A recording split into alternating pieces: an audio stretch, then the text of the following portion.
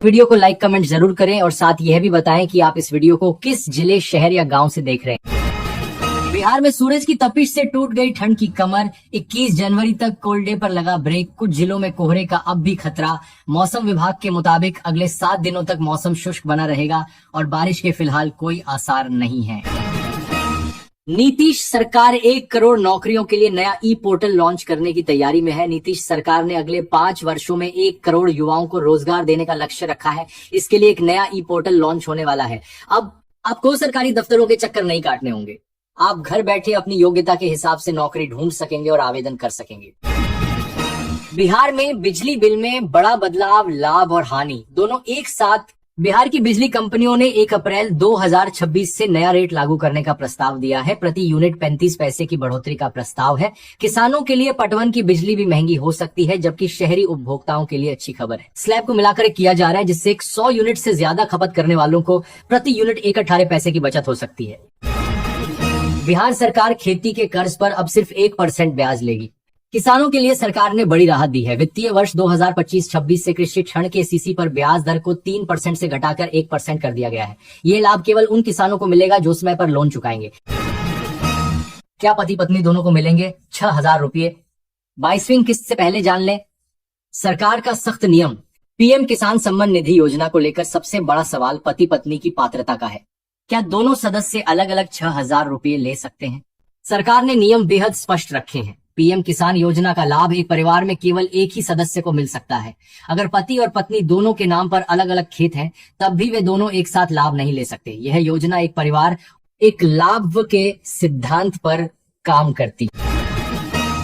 मुख्यमंत्री नीतीश कुमार 16 जनवरी को बेतिया में समृद्धि यात्रा के तहत आएंगे। वे अपनी पिछली प्रगति यात्रा के दौरान शिलान्यास की गई 717.12 करोड़ रुपए की विकास योजनाओं की समीक्षा करेंगे।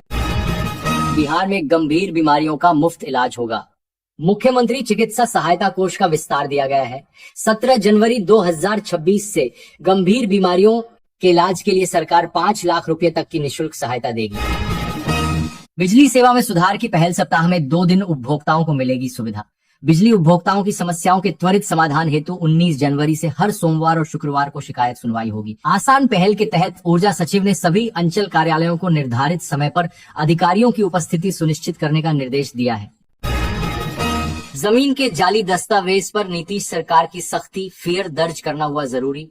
बिहार सरकार ने जाली भूमि दस्तावेजों पर सख्त कार्रवाई का निर्देश दिया है। अब ऐसे मामलों में भारतीय न्याय संहिता 2023 के तहत अनिवार्य रूप से प्राथमिकी दर्ज की जाएगी। अंचल अधिकारियों को व्यक्तिगत रूप से जिम्मेदार ठहराया जाएगा यदि वे कार्रवाई नहीं करते। यह कदम नामांतरण, दाखिल खारिज जैसे भूमि संबंधी विवादों में धोखाधड़ी रोकने के लिए उठाया गया है, जिससे प्रशासन को गुमराह करने वालों पर लगाम लग सके। खरमास समाप्त होने के साथ बिहार में राजनीतिक गतिविधियां तेज हो गई हैं। मुख्यमंत्री नीतीश कुमार समृद्धि यात्रा पर निकलेंगे। वहीं चिराग पासवान आभार यात्रा करेंगे। तेजस्वी यादव और प्रशांत किशोर भी सक्रिय होंगे। मंत्रिमंडल विस्तार और बजट सत्र में भविष्य की झलक दिखेगी। जदयू 1 करोड़ सदस्य बनाने का लक्ष्य लेकर चल रहा है। कांग्रेस विधायकों को एकजुट रखने और बजट सत्र में भी सारियां हैं या आभार के साथ बजट सदस्य बनाने का लक्ष्य लेकर नेगा। राजद भाजपा को प्रदेश कार्य समिति गठन की चुनौती है। शिक्षा विभाग के कर्मचारी और अफसर ध्यान दें, अब व्हाट्सएप से नहीं मिलेगी छुट्टी। भागलपुर जिला शिक्षा विभाग ने व्हाट्सएप के माध्यम से छुट्टी लेने पर पूर्ण प्रतिबंध लगा दिया है। जिला शिक्षा पदाधिकारी राजकुमार शर्मा ने स्पष्ट किया है कि बिना पूर्व अनुमति या केवल व्हाट्सएप संदेश पर अवकाश लेना नियमों का उल्लंघन है। महीने बाद तेज प्रताप की लालू फैमिली में वापसी। दही चूहा भोज में पहुंचे लालू ने कहा अब वो साथ ही रहेंगे। तेजस्वी राबी नहीं पहुंचे। तेज प्रताप ने आवास पर दही चूड़ा भोज रखा था। राजद सुप्रीमो लालू यादव इस भोज में पहुंचे थे। लालू यादव ने कहा कि हम तेज प्रताप से नाराज नहीं हैं, वो परिवार के साथ ही रहें। तेज प्रताप के बीजेपी में जाने के बाद के सवाल पर कहा कि बेटे को हमेशा आशीर्वाद रहेगा।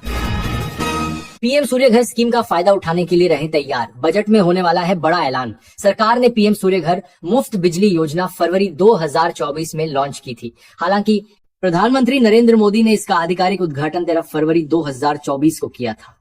2027 तक इस स्कीम के तहत आने वाले परिवारों की संख्या 1 करोड़ तक पहुंचाने का लक्ष्य है। बिहार में अब घर बैठे ऑनलाइन बनवाएं फार्मर आईडी। मिलेगा सरकारी योजनाओं का लाभ। किसानों को सरकारी कृषि योजनाओं का सीधा लाभ सुनिश्चित करने के लिए पटना में फार्मर आईडी अभियान तेज किया गया है।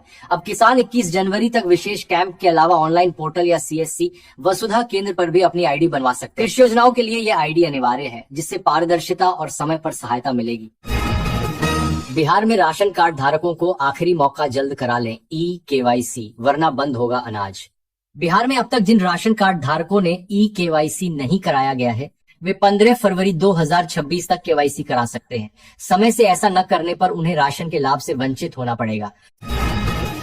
EPS पेंशनर्स के लिए बड़ी खबर, अब घर बैठे ही हो जाएगा ये काम। कर्मचारी भविष्य निधि संगठन ने EPS पेंशन पाने वाले लाखों लोगों को बड़ी राहत दी है। अब पेंशन जारी रखने के लिए जरूरी डिजिटल लाइफ सर्टिफिकेट जमा कराने के लिए न बैंक जाना होगा, न EPFO ऑफिस। खुद पोस्टमैन पेंशनर्स के घर आकर ये प्रक्रिया पूरी करेंगे।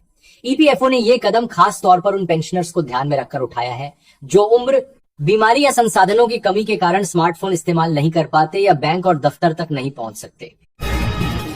बिहार सहायक शिक्षा विकास पदाधिकारी भर्ती परीक्षा की नई तिथि घोषित, 9.7 लाख देंगे एग्जाम।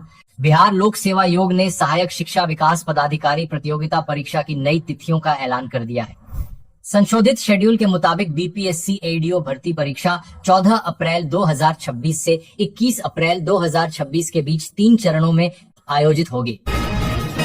शिक्षकों के लिए राहत की खबर, आवास भत्ते पर शिक्षा विभाग ने जारी किया नया आदेश। बक्सर जिले के शिक्षकों को अब राज्य निर्धारित दर पर शहरी आवास भत्ता मिलेगा। जिला शिक्षा विभाग ने HRMS पोर्टल पर कम भुगतान की शिकायतें मिलने के बाद यह आदेश जारी किया है। नगर परिषद और नगर पंचायत क्षेत्रों के सभी पात्र प्रधानाध्यापकों और शिक्षकों को जनवरी 2026 से संशोधित दर पर भत्ता देगा होगा। इससे सैकड़ों शिक्षकों को आर्थिक लाभ मिलेगा और लंबे समय से चली आ रही असमानता समाप्त होगी। बिहार को मिलेगी पहली फिनटेक सिटी, 409 करोड़ की लागत से फतुहा में खुलेगा नेशनल इंटरनेशनल दफ्तरों का हब। बिहार सिर्फ कृषि और परंपरागत उद्योगों तक सीमित नहीं रहेगा। फतुहा के जैतिया गांव से एक ऐसी शुरुआत होने जा रही है जो राज्य को फाइनेंस और टेक्नोलॉजी के राष्ट्रीय नक्शे पर मजबूत पहचान दिला सकती है। अच्छी खबर, बिहार के 3 जिलों में परमाणु बिजली घर बनाने के लिए सर्वे पूरा, 2 जगह प्रक्रिया भी शुरू। बिहार में परमाणु बिजली घर बनाने के लिए प्रारंभिक सर्वे पूरा हो गया है। बांका, नवादा और सीवान में परमाणु बिजली घर बनाने के लिए पिछले साल सर्वे शुरू हुआ था। बिजली कंपनी ने सर्वे रिपोर्ट का अध्ययन भी शुरू कर दिया है। केंद्र सरकार के सहयोग से बिहार में परमाणु बिजली घर बनाने के लिए अब DPR निर्माण पर काम होगा। अगर सर्वे कंपनी के अध्ययन में बिहार बिजली घर बनाने के लिए पिछले साल सर्वे रिपोर्ट का अध्ययन भी शुरू कर दिया है। कुछ ठीक रहा तो वित्तीय वर्ष 2027-28 से परमाणु बिजली घर का निर्माण शुरू हो जाएगा। नीतीश कुमार की समृद्धि यात्रा से पहले भारत नेपाल सीमा पर हाई अलर्ट।